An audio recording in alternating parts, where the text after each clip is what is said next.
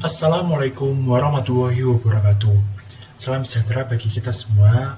Om Swastiastu, Namo Buddhaya, Salam Kebajikan, Rahayu, Salam. Konbawa.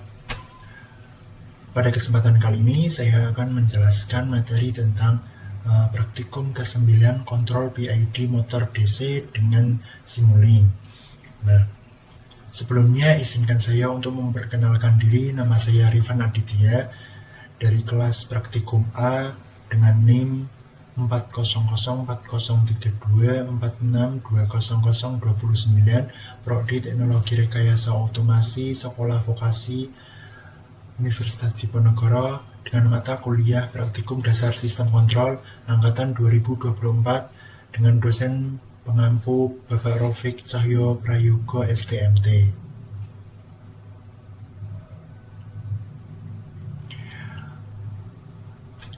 Baik, penjelasan materi pada praktikum ke-9 ini adalah yang pertama Bruce with Modulus Station atau PWM, yang kedua encoder 2 pin, yang ketiga MATLAB Function Nanto Zero, yang keempat saturation dan integral anti-windup, yang kelima PID controller, yang keenam percobaan 1 PID speed controller, yang ketujuh percobaan 2 PID position controller encoder.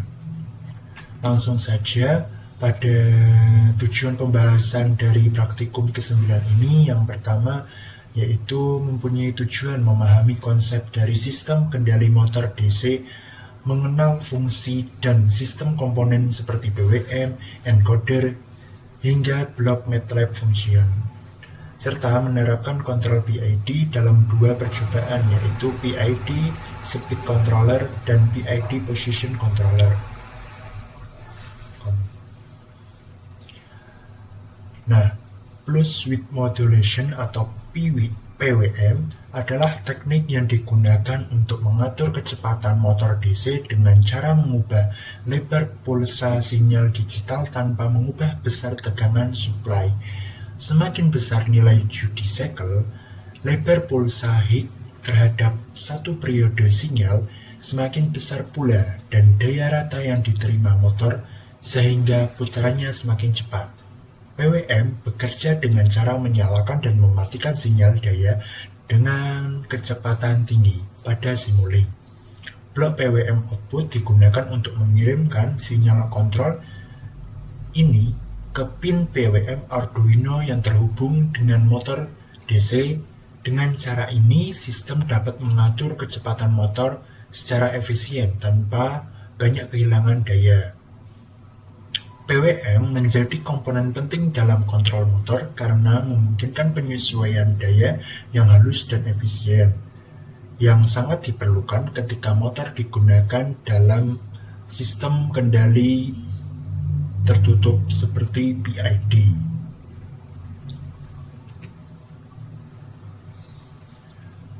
Apa yang dimaksud dengan encoder 2 pin?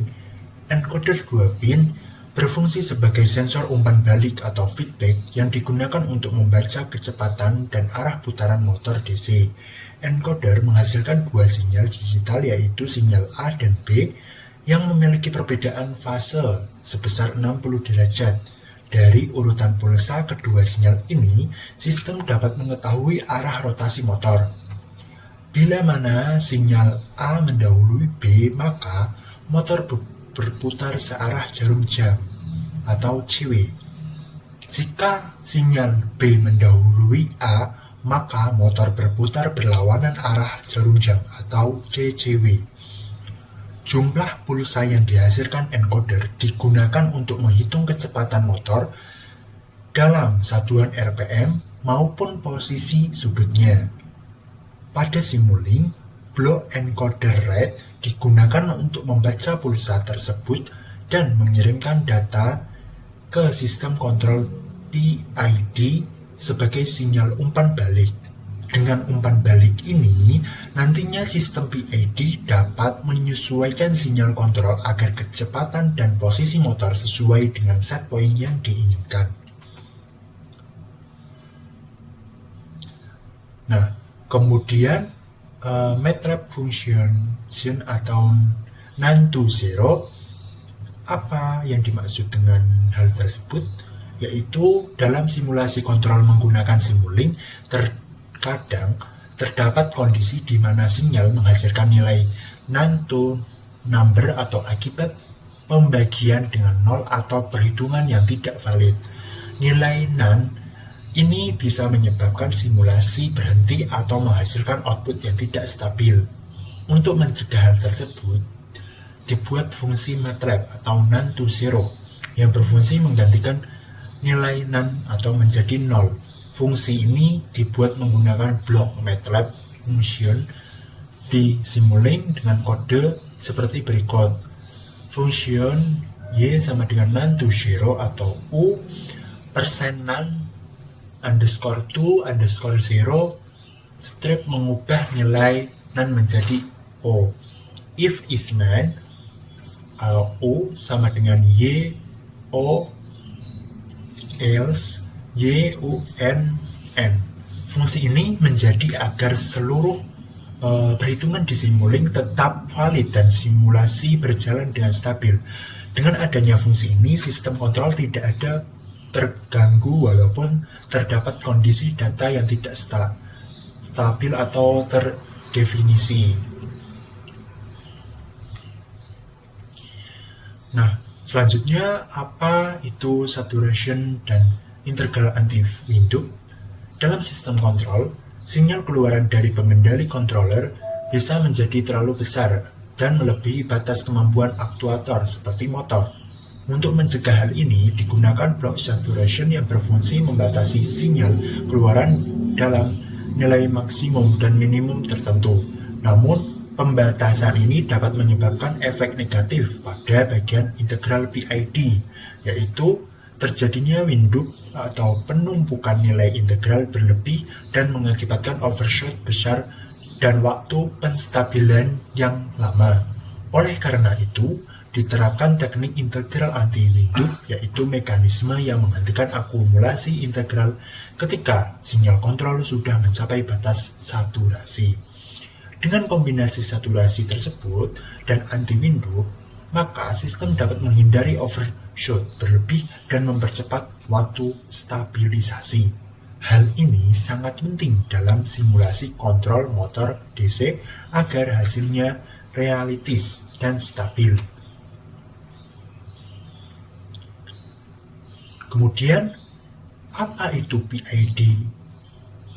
PID controller merupakan metode kontrol yang paling umum digunakan karena mampu memberikan respon sistem yang cepat, stabil, dan akurat.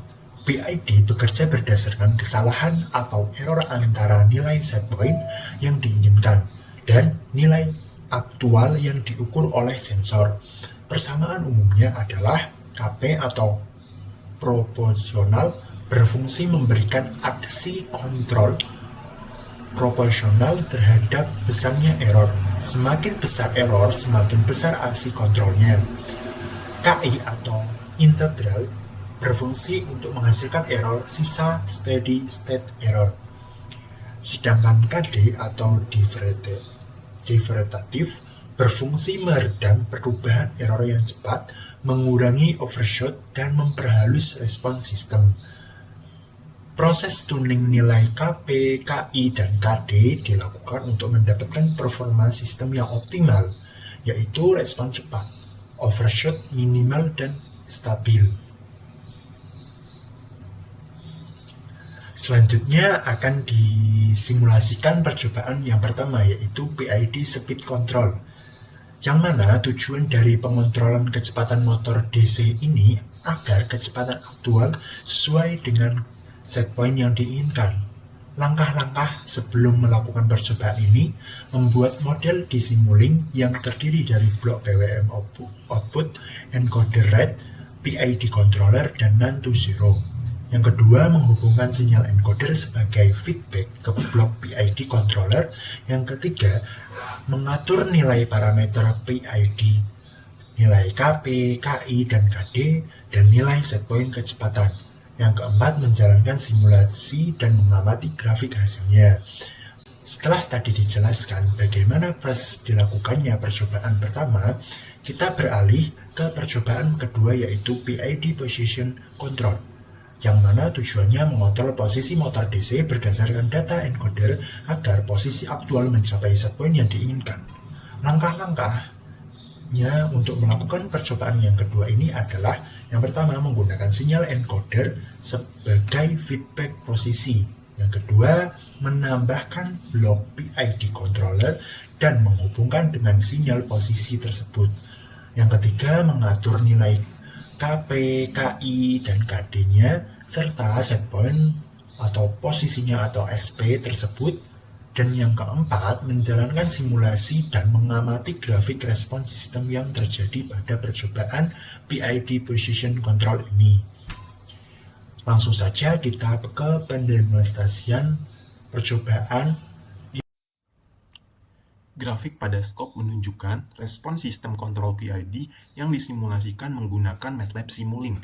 Pada sistem ini, set point ditetapkan sebesar 0,3. Set point merupakan nilai acuan yang ingin dicapai oleh keluaran sistem. Sinyal output pada grafik terlihat berosilasi di sekitar nilai tersebut, yang menandakan bahwa sistem bekerja dalam kondisi closed loop dan berusaha mengikuti set point secara kontinu. Nilai error didefinisikan sebagai selisih antara set point dan output, yaitu error sama dengan SP min output. Dari hasil pengamatan grafik, error berada pada rentang sekitar minus 0,1 hingga 0,1 dan berfluktuasi di sekitar 0. Hal ini menunjukkan bahwa penyimpangan keluaran terhadap set point relatif kecil, sehingga sistem mampu melakukan koreksi dengan baik. Parameter kontrol proporsional atau KP yang digunakan pada simulasi ini adalah 800. Nilai KP yang besar menyebabkan respon sistem menjadi cepat dalam merespon error, namun juga memunculkan osilasi pada output seperti yang terlihat pada grafik. Semakin besar nilai KP, maka koreksi terhadap error semakin agresif. Parameter kontrol integral atau KI diset sebesar 1,34 kali 10 pangkat min 6. Nilai KI ini berfungsi untuk mengurangi steady state error secara perlahan. Karena nilainya sangat kecil, kontribusi integral tidak menyebabkan lonjakan yang sangat besar, tetapi tetap membantu menjaga output agar rata-rata berada di sekitar set point. Parameter kontrol derivatif bernilai 0,003. KD berfungsi sebagai peredam untuk mengurangi osilasi dan overshoot dengan memperhitungkan laju perubahan error pada grafik. Pengaruh KD terlihat dari osilasi yang masih ada tetapi tidak berlebihan dan cenderung stabil. Secara keseluruhan, dengan SP 0,3, KP 800, KI 1,34 kali 10 pangkat minus 6, dan KD 0,003, sistem PID mampu mengikuti set point dengan error kecil yaitu 0,1, dan kondisi sistem tetap stabil meskipun terdapat osilasi akibat karakteristik PWM dan dinamika sistem tersebut. Baik, setelah dilakukannya percobaan pada tugas 9 ini, baik percobaan pertama dan kedua tadi, maka dapat disimpulkan dari percobaan ini adalah kontrol PID merupakan metode yang sangat efektif dalam mengatur kecepatan maupun posisi motor DC menggunakan Simulink. Melalui teknik Pulse Width Modulation atau PWM, daya motor dapat dikontrol secara efisien tanpa mengubah tegangan sumber.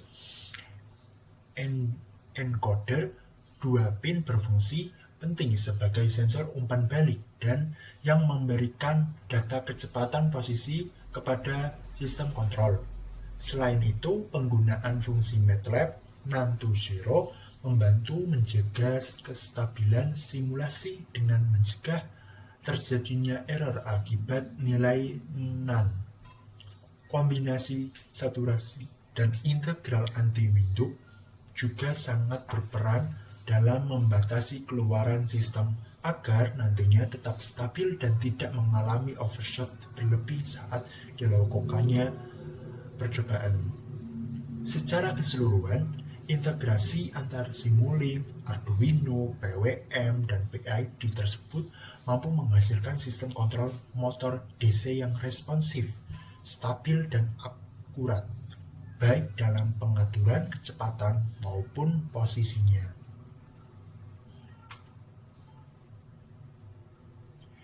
Mungkin sekian yang dapat saya sampaikan pada percobaan yang ke-9 ini. Kurang lebihnya saya mohon maaf, semoga apa yang dapat saya sampaikan menjadikan ilmu baru, insight baru bagi kita semua. Sampai berjumpa di lain waktu dan kesempatan. Terima kasih sudah mau menonton video pembelajaran dari saya. Wassalamualaikum warahmatullahi wabarakatuh. Salam Rahayu. Om Santi Santi Santi.